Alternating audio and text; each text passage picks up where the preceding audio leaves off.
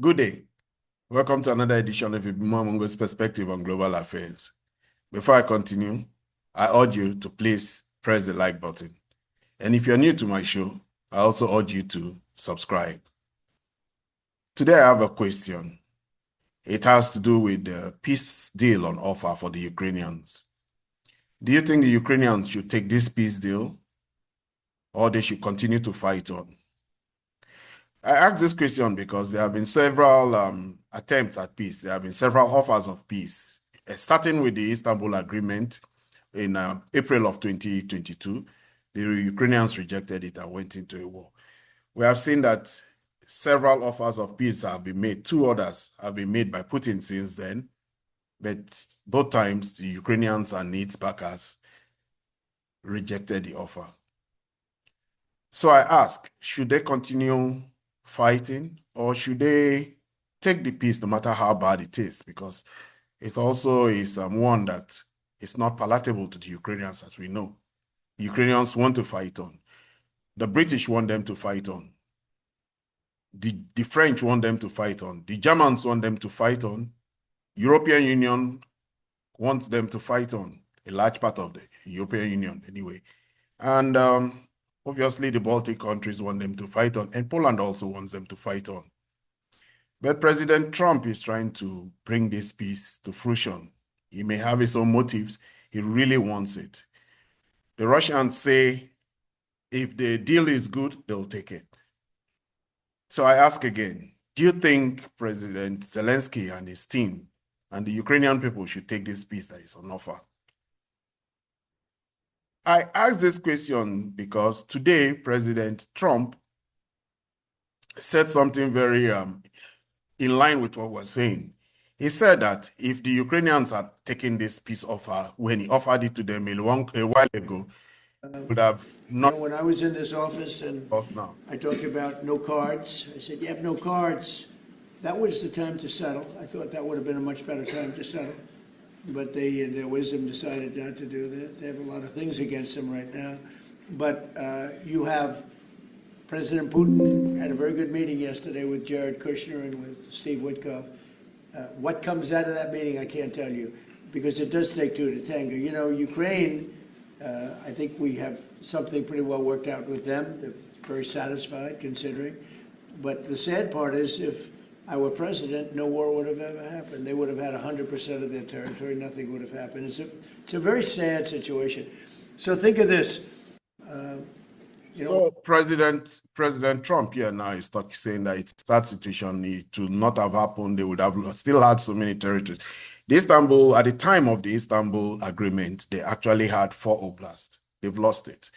In fact, by the time they had lost the Donetsk region, that was the first time that Putin put forward one of his peace proposals to them. That was the one that now the West say is very maximalist. He has also put another one. And in the last Istanbul meetings, they've had 2 series or three sessions of Istanbul meetings. The leader of the Russian team then threatened or told the Ukrainians that by the next time they will be meeting again, it will not be 4 oblasts that will be on offer. It will be 8 oblasts that the Russians would have taken. And it's looking that way. The Russians are doing very well now in Kharkiv, which is not among the 4 regional oblasts that have been put into the constitution of the Russians. They are also in Sumy region, they're in Dnepropetrovsk, and they may soon be moving into Nikolaev. So should they take this dirty peace? Because this is what some people call it. They call it a very bad, unpalatable peace, one where the Ukrainians will not be able to join NATO. They will not be able to, they will become they will reduce their army, and they will let go of these territories that are now part of the Russian constitution. Anyway, the Ukrainians seem not to be ready for it yet. There was a NATO meeting for foreign ministers in Europe today, and the foreign minister of Ukraine, Sibia, he said some things. He said compromise on Ukraine's sovereignty will not be made and the borders will not change by force. This position was confirmed by NATO countries and foreign ministers have all supported it. One of the big, or let me say, the leader of the Ukrainian team to meet with Steve Witkoff a few days ago, who is Rostrom Umerov, is also supposed to still go back again and meet with Steve Witkoff again. But they met in Miami before this trip to Moscow, and he also was at this meeting. Today, Umerov had a multi-hour meeting with the national security advisors of Germany, France, Italy, Poland, Finland, and UK. These are the countries that are telling them that they should continue to fight. They don't need to leave this war. They should continue to fight. Whatever the interest is of these countries, they just continue to make the Ukrainian position untenable, very, very bad. So he said they focus mainly on the security guarantees. We focus separately on security guarantee. Together, we must develop a framework and security guarantee that will be real and effective, both for the long-term security of Ukraine and the whole of Europe. Zelensky also talked about this meeting. In fact, Zelensky talked a lot about the meeting that is supposed to take place again between Witkoff and Umerov. Umerov is supposed to go back to USA and get the side of the story of the Russians, because now Steve Witkoff had listened to the Ukrainians, and he has also gone to and met with Putin, and now he is supposed to convey the message. Originally, he was supposed to meet with Zelensky in Belgium, but that trip was cut short because they needed to go first and give their message directly to President Trump. And this is what Zelensky was saying. Zelensky is saying that they have they are looking forward to this meeting with President і дипломатична, і підтримка нашої стійкості. Андрій Сибіга сьогодні представляв нашу державу у форматі Ради Україна-НАТО. Рустем Уміров та Андрій Гнатов спілкувалися з безпековими командами європейських лідерів. Найголовніше – це дієва участь Європи у нашому захисті. So we are preparing the meetings for the United States after the American teams return from Moscow, and following the relevant consultations in Washington, Rostrom Umerov and Andrei Hantov, along with the rest of the negotiating team, will continue the discussions with envoys of President Trump. We expect news in the coming days regarding such meeting, contacts and talks, whether in person or by phone. All partners are in regular contact with each other. So they are looking forward to going to America to continue this meeting. Yes. It is a very hard one now for the Ukrainians. We really don't know what they're going to do about it, especially as we know that Ukraine is facing serious budgetary constraint. And it is this budgetary constraint that is now very much the motivation of the two leaders of the European Union that we know, Kaja Kallas, most definitely, and Ursula von der Leyen. Ursula von der Leyen, as a European Union Commission president, came up the other day and made two very consequential announcements. One was done today. And she said that the European Commission has presented the EU member states with two options to give Ukraine. One, $90 million. That one, $90 billion. That one, they will raise a loan that they will guarantee, and that is supposed to be by unanimous consent of the whole 27 members of the European Union.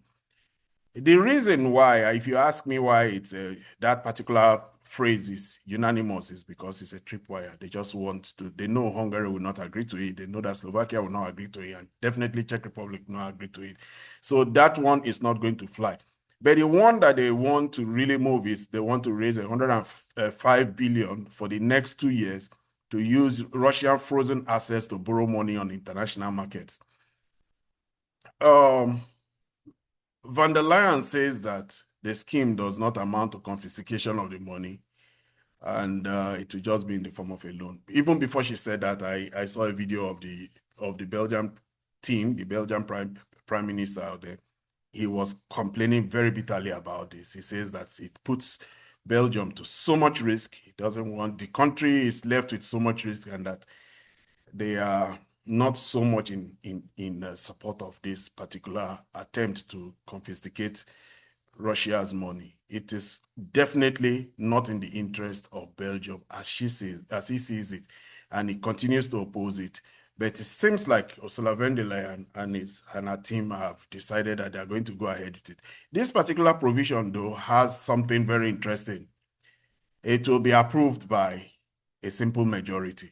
So that simply means that they just need 16 or 17 members to agree to it, and then it will be agreed as fiat, as law.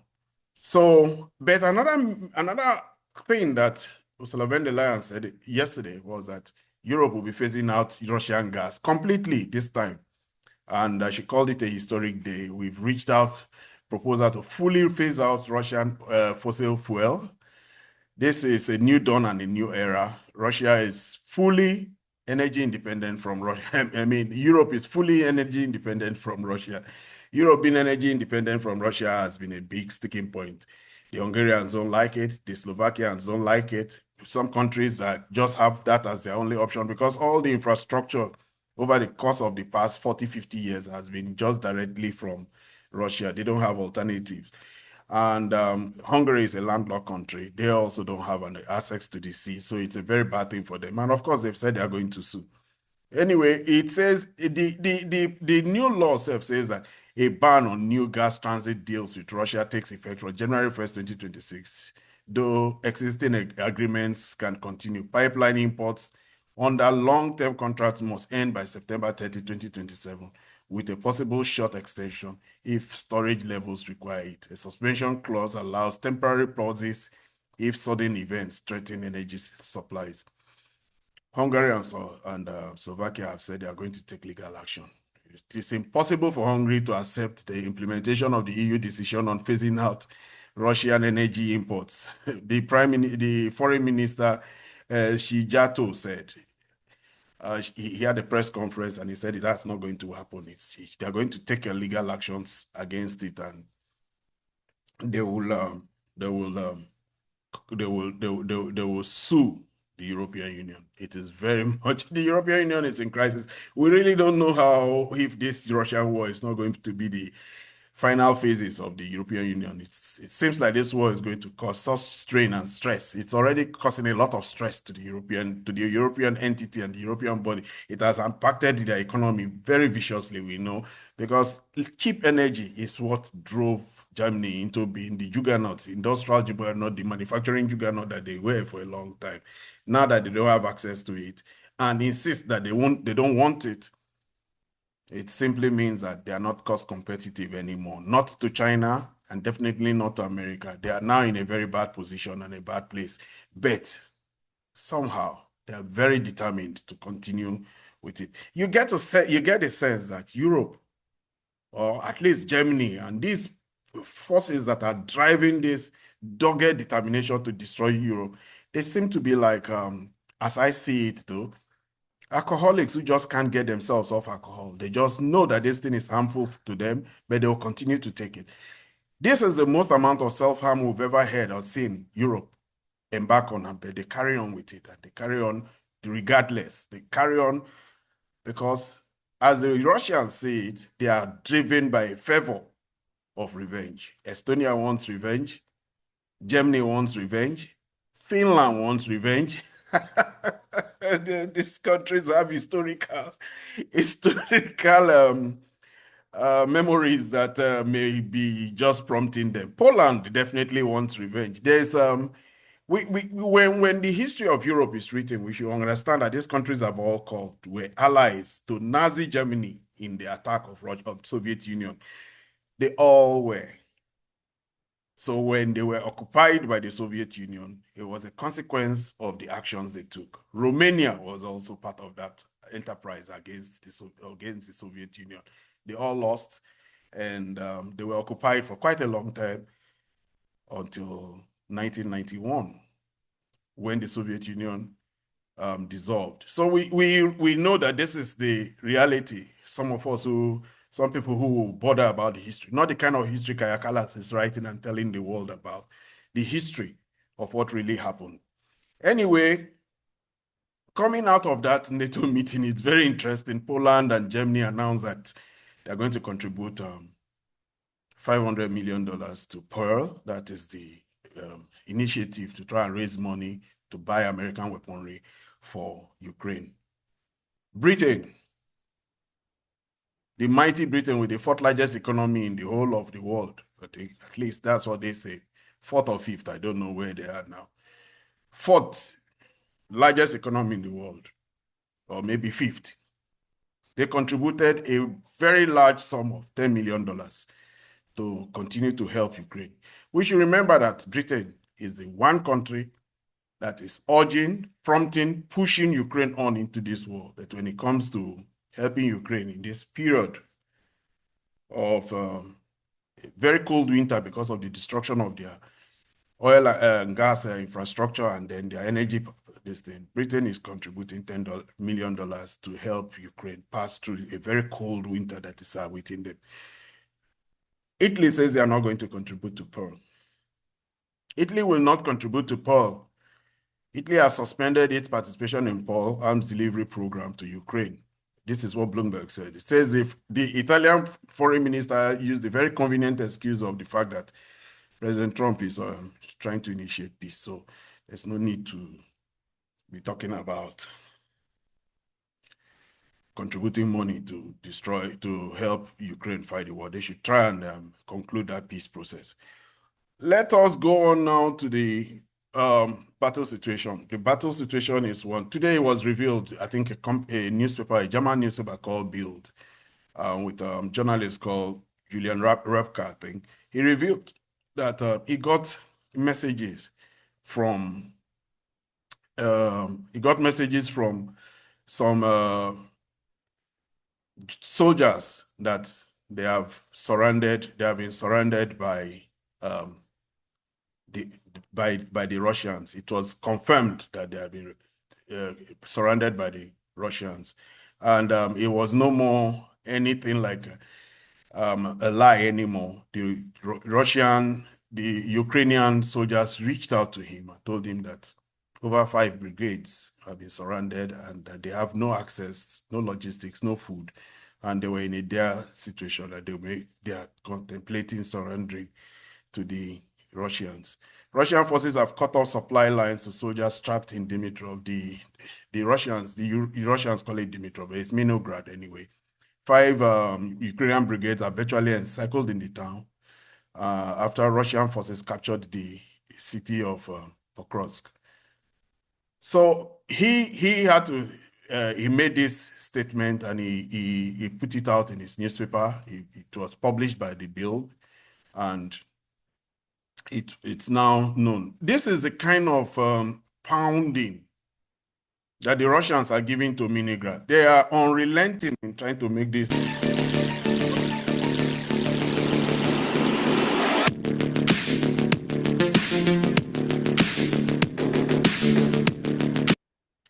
They are pounding Mirnograd relentlessly to the point where they want the Ukrainians to surrender, and they are surrendering now. We saw some surrender yesterday, and so one of the soldiers said, to be honest, the situation is critical. Say almost every single building between Mirnograd and the parts of Donbass still controlled by the Ukrainian enemy is being destroyed by drones, and it's under attack by the Russians. So this is it. It is a sad situation. We should know that a few days ago, even in Kupiansk, there we saw that the President Zelensky was denying that Kupiansk had been encircled. That video I was showing about the bombing actually was about Kupiansk. It wasn't even about Mirnograd. The one about Mirnograd, FAB bombs. Mirnograd is not standing together the way this city I just showed off now. That was Kupiansk. Kupiansk is being bombed now, and Kupiansk has the same amount of encirclement challenge that Mirnograd also has. But in Sivex, the settlement south of Sivex is almost taken, and it is also in Operation Encirclement. At least that's what some of the mapping agencies are saying. Across also to the east of Mirnograd, Russian forces have consolidated in the remaining part of the populated areas of Balagan and occupied Pitalana mine, a mine very close to in. It's these mines that have all these heaps of soil that they use as sort of like they call them terracons. They use them also like points of advantage. They are hills, so they are points of advantage. In Konstantinovka, um, what do I have here? On the northeastern flank of Constantinople, Russian forces continue their assault operations northwest of Chasafia and have made new progress in two different areas over the last week. And in Dnipropetrovsk, active combat operations in the security zone attacked by Ukrainian forces in the direction of the position of the Russian armed forces in Ivanovka. They were repelled. In Zaporozhye, which is where Heliopoli is, on the Heliopoli direction, the enemy, which is the Russians, continue to storm the city's outskirts. So the Russians are now storming the city's outskirts. I get the interesting thing about this report on the war situation is that you get the point of views of the Ukrainians and you also get the point of view of the Russians. So they have Ukrainian leaning and Russian leaning. The most notable mapping project for the Ukrainians is the deep state, but they have a lot of them, especially since they all have Telegram channels and they have X accounts and all. There was a big movement in geopolitics today. China is now the node. The Europeans have sort of like come to the realization that this particular administration, the Trump administration, is not their friend. The Canadians have already found that out, and the Canadians yesterday, I talked about how the Canadians are now investing in the security arrangement framework of the European Union called SAFE. They are trying to raise $150 billion that will be like a collective pot for defense procurement. Canada joined that particular investment. Canada is not feeling like they have the security umbrella of America that they've enjoyed for over 80 years. So they are now reaching out. We saw them reach out also to the ASEAN and the APEC block of economic countries when they had their conferences. So now we see a very important visit today by who? France. France is in China. The French president, Emmanuel Macron, has begun a state visit to China between December 3rd and December 5th. What will they be looking for in China at a time like this? China is now a very, very strong foe and adversary of the Europeans economically. For over 30 years, many of them have dominated the economy of France, of China. They sold products in there. French sell a lot of cognac. They sell a lot of French produce, a lot of wine to the Chinese. The Chinese now produce their own wine, but that is not just it. The Chinese market is now so deep that the Chinese have alternative. There's Australian wine, Californian wine, South African wine. And now, if the Chinese want a problem with you, you make any geopolitical problem with them, they ban you. That's now a very lucrative market for every country. Lithuania found out when they ban you, they keep you out of that market. Your options are very limited. So Macron now, knowing that the Americans, at least Trump, is creating such big problems for them, tariffs on wine, tariffs on cognac, tariffs on brandy, tariffs on all the products, luxury products that the French are known for. He has decided that he's going to deepen relationship with China. This is also very deep. The two poles of the world now are Chinese and the Americans. And it may just be signaling that if you don't want to be our friend anymore, we have a new friend there, and that friend is China. So this will be his fourth state visit to China, and it comes as the two countries mark 60th anniversary of diplomatic relationship. Macron coming to China will be followed next year by the visit of the British Prime Minister Keir Starmer. That is if he's still there as Prime Minister. Keir Starmer too has scheduled that he will be visiting Beijing and Shanghai next year.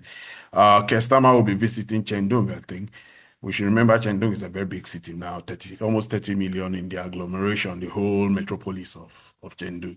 So the French are going to try and improve their relations. I think, if you ask me, as a geopolitical analyst, I think that the Europeans have decided they are going to build better relationships with the Chinese. If the Americans don't want, they will build better relationship with the Chinese. It actually is their better market, despite all that they sell in America. It is actually their most profitable market. Volkswagen, the Germans particularly, have found the Chinese market to be so welcoming, lucrative, and it spurred and energized, and it was the engine of German growth for over 30 years.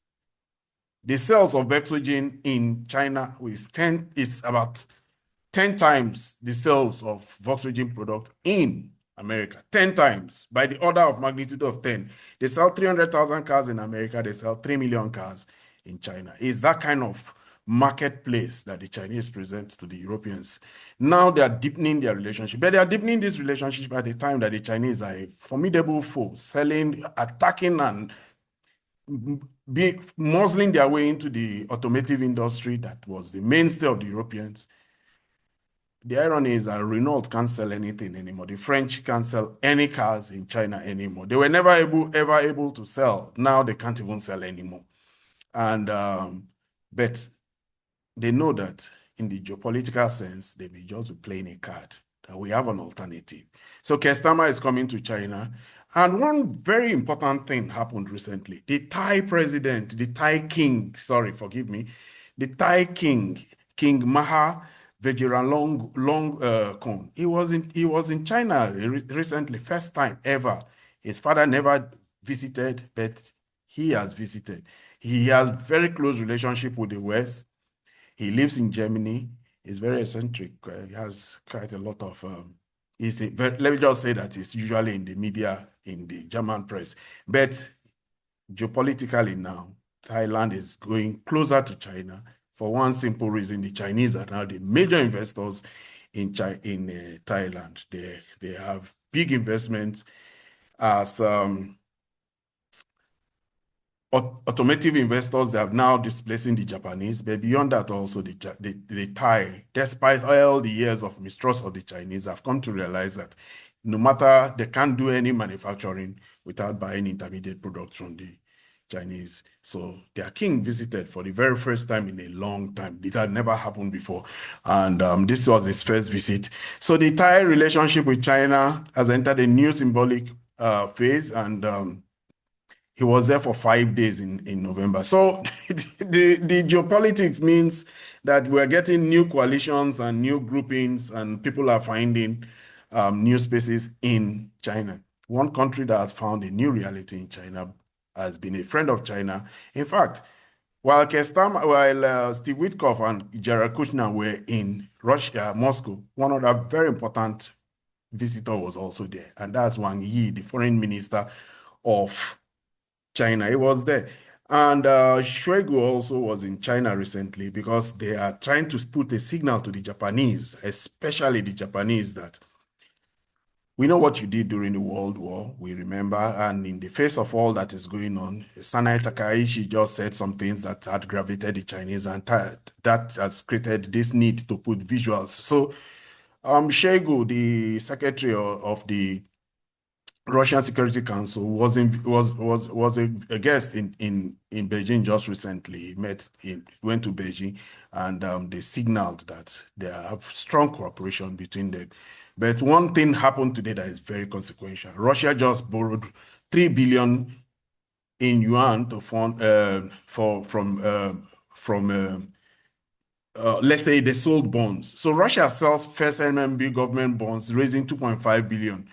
The bond include 12 billion yuan maturing in 2029 at 6% yield and 8 billion yuan due in 2033 at 7%, totaling 2.8 billion. The finance minister of Russia, Anton Selenov, hailed it as a success, creating a benchmark for corporate borrowing and deepening financial links with China. Already we know that almost 100% of all the trade between China and Russia takes place now with local currencies.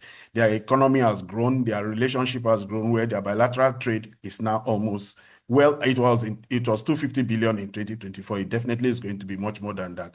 Then both of them have signed something that deepens their people-to-people cooperation, which is visa-free entry for both countries. The Russians just approved theirs a few weeks ago.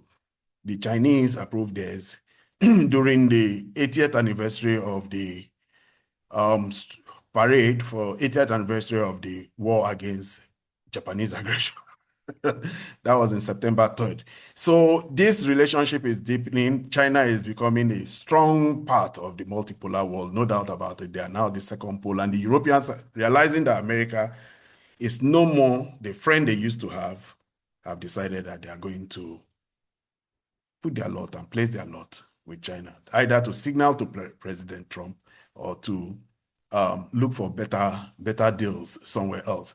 Ironically, next April, President Trump also will be visiting China. Anyway, this is where I end my video for today. If you're new to my channel, please subscribe. If you have any views regarding the opinions I just expressed, please put them in the comment section. Do well to like and share. Until my next video, you have a good day.